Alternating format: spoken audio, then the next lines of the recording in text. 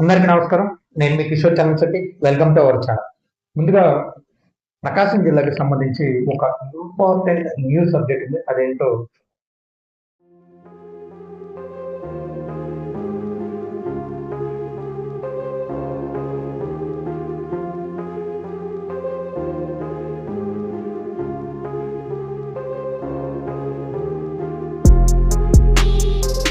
ప్రకాశం జిల్లాలో ఒంగోలు నియోజకవర్గానికి సంబంధించి ఎప్పటి నుంచో గత 2 దశాబ్దాలుగా ప్రత్యర్థులుగా ఉన్నారు బాలినేని శ్రీనివాసరెడ్డి గారు, అలాగే దామచర్ల జనార్దన్ గారు.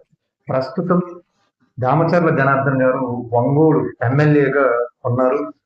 దామచర్ల జనార్దన్ గారి చేతిలో ఓటమి చెందిన తర్వాత బాలినేని శ్రీనివాసరెడ్డి గారు వైఎస్ఆర్ కాంగ్రెస్ పార్టీని వీడి జనసేన పార్టీలో జాయిన్ అయ్యారు.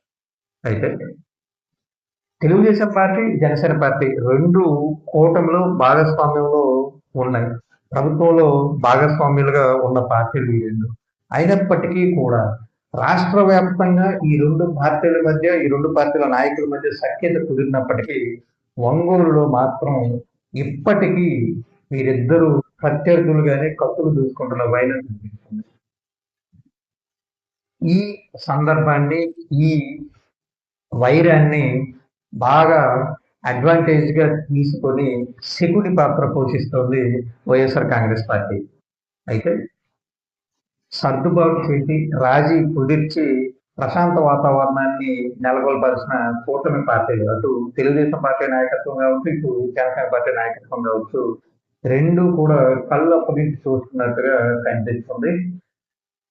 తెలుగుదేశం పార్టీ కార్యకర్తలు కావచ్చు, జనసేన పార్టీ కార్యకర్తలు కావచ్చు, ఇద్దరు కూడా కొంత ఆవేదన చెందుతున్నారు. ఎందుకంటే ఈ వివాదం, అలాగే వీరి వ్యక్తిగత వైరం కాస్త ముదిరి ముదిరి 2 పార్టీలకి అంటుకుంటుందా అనే భయం అయితే ఈ 2 పార్టీల కార్యకర్తల్లో స్పష్టంగా కనిపిస్తుంది.